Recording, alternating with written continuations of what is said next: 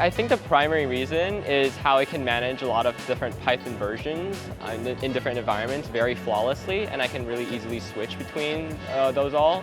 It also integrates very well with Visual Studio Code, for example, which is my primary development editor, and very flawless experience. If they're just trying out Anaconda, maybe they can start from Miniconda and also read the documentation and explore all the features that Anaconda has to offer. So it's a really cool project.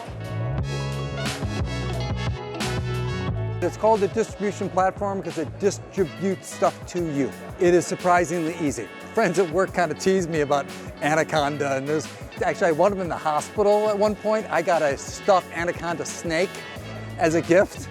So